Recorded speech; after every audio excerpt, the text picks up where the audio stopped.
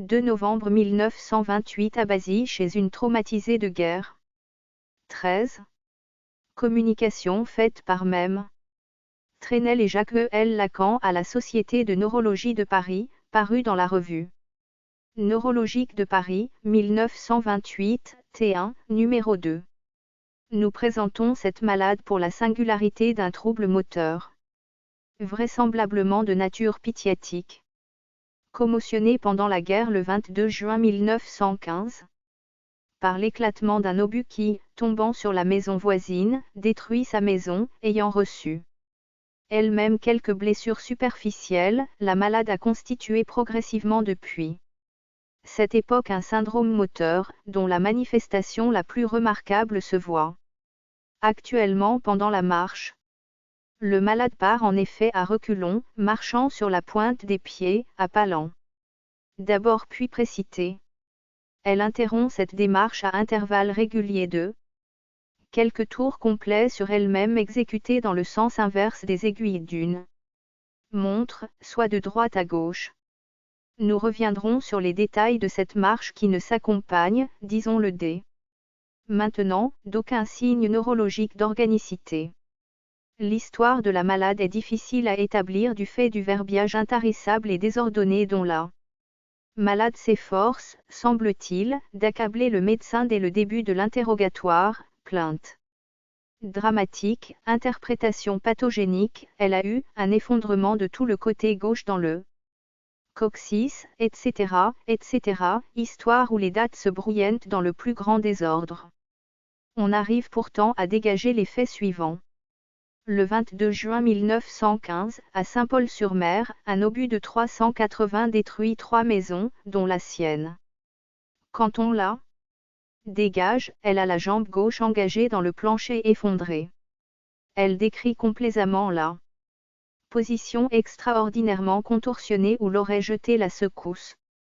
Elle est conduite à l'hôpital Saint-Paul de Béthune où l'on constate des plaies par éclat d'obus, plaies superficielles du cuir chevelu, du nez, de la paroi costale droite, de la région de la fosse suépineuse droite. Les séquelles motrices d'ordre commotionnel durent dès lors être apparentes car elle insiste, dans tous les récits, sur les paroles du major qui lui disait « Tenez-vous bien droite, vous vous tiendrez droite. Vous êtes droite, restez droite », commençant ainsi, dès lors, une psychothérapie qui devait rester vaine par la suite, si même elle ne lui a pas fait son éducation nosocomiale. De là, après de courts passages dans plusieurs hôpitaux de la région, elle arrive à Paris en août 1925. Seule, la plaie du dos n'est pas encore fermée, elle suppure. Il est impossible de savoir d'elle quand exactement cette plaie se ferma, en septembre, semble-t-il, au plus tard. Mais dès cette période, elle marche dans une attitude de pseudo-contracture sur la pointe des pieds, elle marche en avant, souffre du dos, mais se tient droite. Elle prétend avoir eu une paralysie du bras droit, lequel était gonflé, comme il est maintenant. Dans les années qui suivent, son histoire est faite de la longue série des hôpitaux, des médecins qu'elle va consulter, des maisons de convalescence où elle séjourne, puis, à partir de mai 1920, de ses interminables démêlés avec les centres de réforme avec lesquels elle reste encore en différence. Elle passe successivement à la Salpêtrière, à Laennec, à un dispensaire américain, à Saint-Louis où on lui fait des scarifications dans la région cervicale, scarifications qui semblent avoir favorisé la sortie de faim, éclat de fonte et défilocure d'étoffe.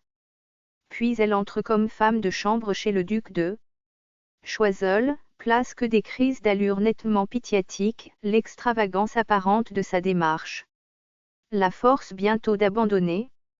Celle-ci change en effet plusieurs fois d'allure, démarche que la malade appelle, en bateau, à petits pas, puis démarche analogue à celle des enfants qui font de la poussière, enfin démarchant, croisant les jambes successivement l'une devant l'autre.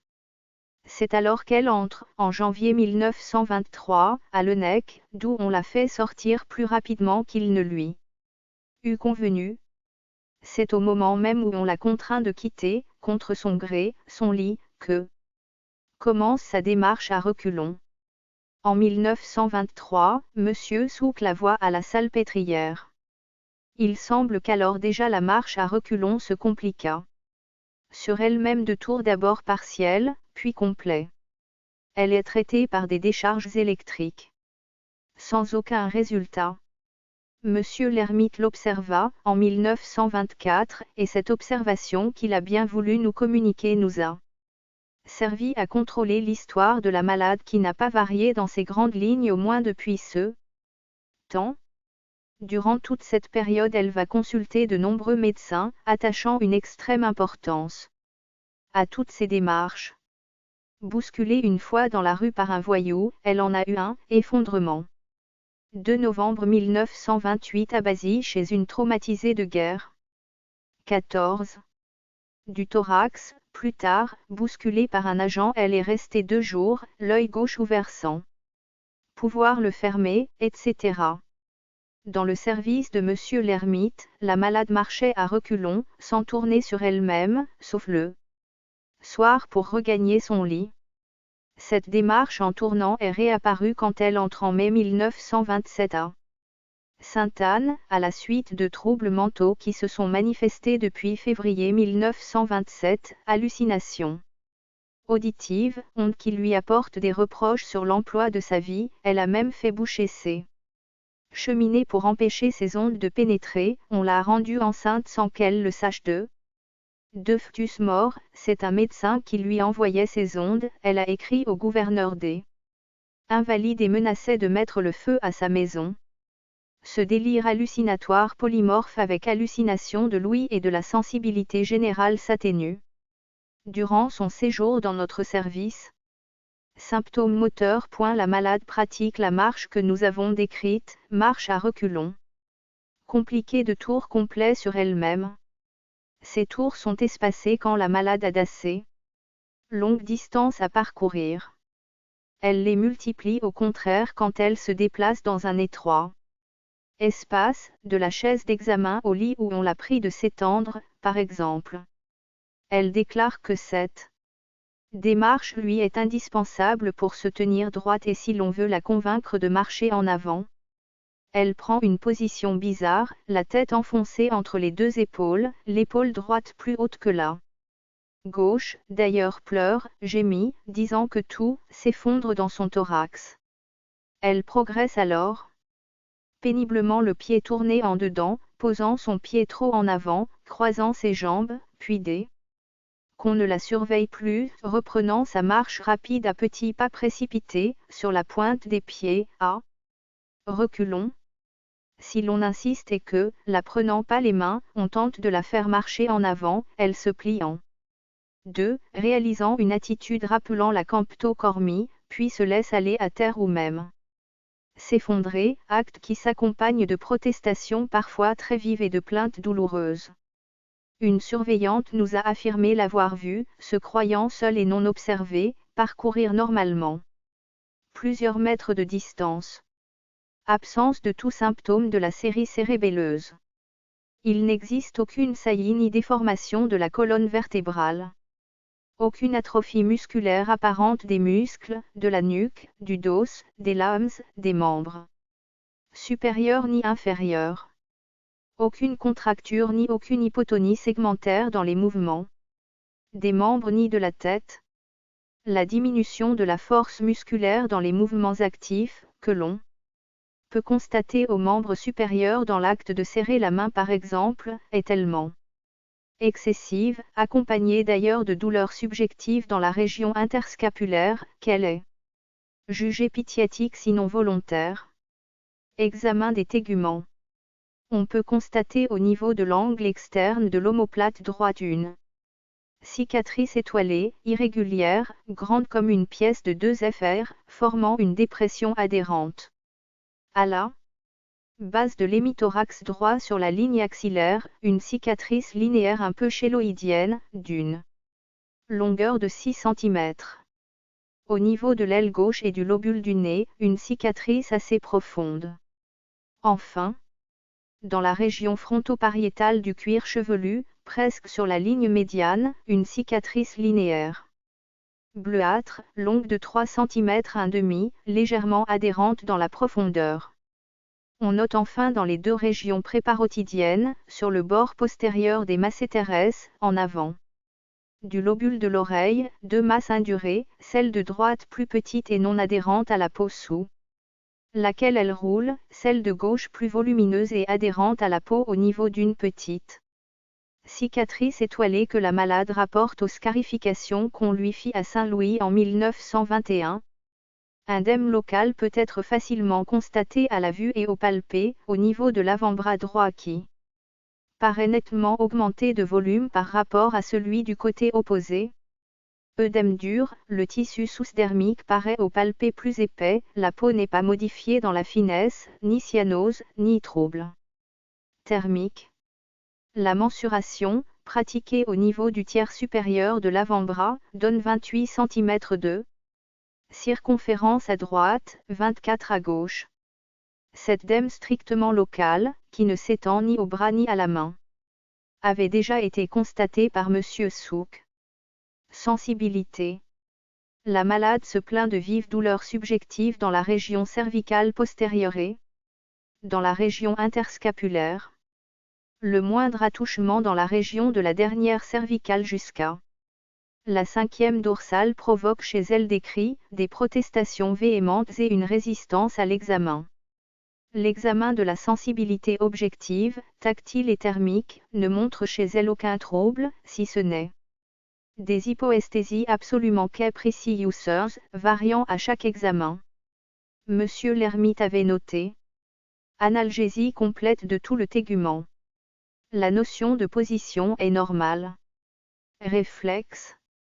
Les réflexes tendineux, rotuliens, achilléens existent normaux.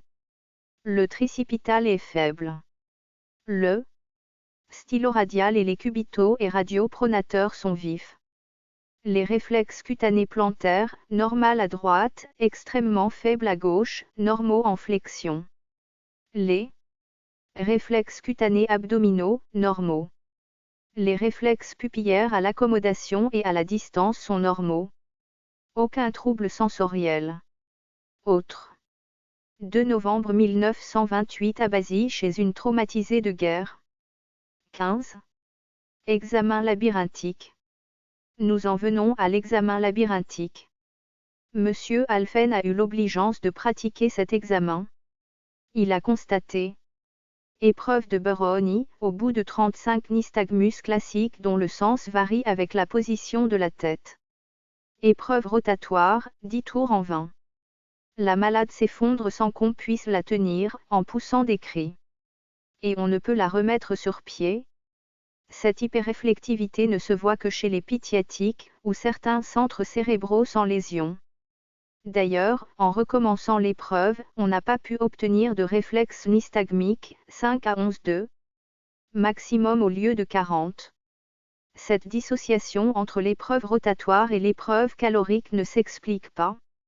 Après la rotation, la malade a pu esquisser quelques pas en avant. Cette épreuve n'a pu être renouvelée en raison des manifestations excessives auxquelles elle donnait lieu de la part de la malade. Il en a été de même pour l'examen voltaïque que M. Baruch a eu l'obligeance de pratiquer. Néanmoins, malgré les difficultés de l'examen, il a constaté une réaction normale, inclinaison de la tête vers le pôle positif à 3,5 amperes, accompagné des sensations habituelles, mais fortement exagérées par la malade qui se laisse glisser à terre. D'ailleurs, tous les examens physiques ou tentatives thérapeutiques sont accompagnés de manifestations excessives, de protestations énergiques et de tentatives d'échapper à l'examen. Il n'est pas jusqu'au simple examen du réflexe rotulien qui ne fasse prétendre par la malade qu'il donne lieu à une enflure du genou. Il va de soi qu'il n'a pu être question d'une ponction lombaire qui aurait immanquablement donné une base matérielle à de nouvelles revendications. La radiographie du crâne exécutée par M. Morel-Camp est négative. Rien ne peut mieux donner l'idée de l'état mental de la malade que la lettre qu'elle adressait en 1924 à l'un des médecins qui l'avait observé, Monsieur le docteur. La demoiselle s'avançant arrière présente ses sentiments respectueux et s'excuse de n'avoir pas donné de ses nouvelles. En septembre, je suis allée en Bretagne, Morbihan, l'air, le soleil m'a fait grand bien mes 24 jours. C'était insuffisant pour moi ayant, depuis fin juin 1923, refait arrière tous ces mouvements nerveux de bombardement, déplacement d'air et d'impossible équilibre. Je n'ose plus sortir seul, je n'ai plus de force et baisse la tête en me reculant. Le mouvement de la jambe droite, comme avant les brutalités reçues dans la rue, l'affaiblissement de la partie gauche, me fait tirer la jambe gauche toute droite, je croise m'avançant arrière un moment, et j'ai un jour arrivé les 3 étages le talon gauche en l'air, le bout du pied soutenant cette marche, périlleuse et pas moyen de la dégager, ça se casserait. Je suis tombé plusieurs fois dans le fond de voitures ou des taxis. Je sors le moins possible dans ces conditions, mais la tête aurait besoin de beaucoup d'air. Maître X, avocat à la cour d'appel, va se charger de me défendre au tribunal des pensions, vers le commencement du mois prochain. C'est bien long, et suis très affaibli par ces coups et brutalités. Mouvement que je n'aurais plus refait et intérieurement brisé le peu qui me maintenait toute droite. Le thorax maintenu encore dans un drap, je plie tout à fait de l'avant, sans pour cela y marcher tordu. Vers le cœur et autour de la tête, aussi je n'essaie plus, c'est empirique. Selon que je bouge la tête, je reste la bouche ouverte en plus de contraction, si j'oublie de rester droite. Si je pouvais être tranquille à l'air, excepté le froid, ces inconvénients qui m'avaient quitté cesseraient peut-être. J'avais appelé au secours après le déplacement d'air, en attendant les plaintes de mon père. Pour en finir, les nerfs se retirent, les autres fonctionnent pas et pas moyen d'appuyer sur les talons. Je serais venu, monsieur le docteur, présenter mes respects ainsi qu'à monsieur le professeur, mais j'ai tant de difficultés. Recevez mes bons sentiments. Monsieur Souk, je reconnais bien la curieuse malade de monsieur Trenel. Je l'ai observée, à la Salpêtrière, en 1923, au mois de janvier, avec mon interne, Jacques de Massary. Elle présentait, à cette époque, les mêmes troubles qu'aujourd'hui, une démarche extravagante et indemne du membre supérieur droit. Elle marchait tantôt sur la pointe des pieds, tantôt sur leur bord en se dandinant.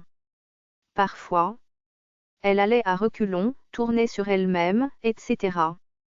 À l'entendre, la démarche sur la pointe des pieds tenait à une douleur des talons et la démarche en canard aux douleurs du dos, où il y avait des cicatrices de blessures. Mais il est clair que les autres attitudes de la démarche n'avaient rien d'antalgique. 2 novembre 1928 à Basy chez une traumatisée de guerre. 16. Quant à l'œdème du membre supérieur droit, il était limité à la partie inférieure du bras. Et à l'avant-bras, la main restant intacte. Il était blanc et mou. Elle l'attribuait au fait d'avoir été projeté avec violence, comme un paillasson, contre le mur. Le caractère segmentaire singulier de cette dème nous fit penser à la simulation, mais nous ne trouvâmes pas des traces de striction ou de compression sur le membre. À cette époque, la malade ne présentait pas d'idée de revendication. Le diagnostic porté fut sinistrose.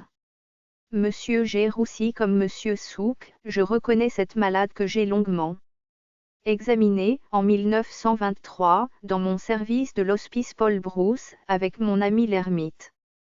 Nous l'avions considéré, à ce moment, comme un type classique de psychonévrose de guerre, avec ses manifestations grotesques et burlesques, développées sur un fond de débilité mentale. D'ailleurs, la malade se promenait avec un carnet de pensionnés de guerre. Et ne cachait pas son intention de faire augmenter le pourcentage de sa pension.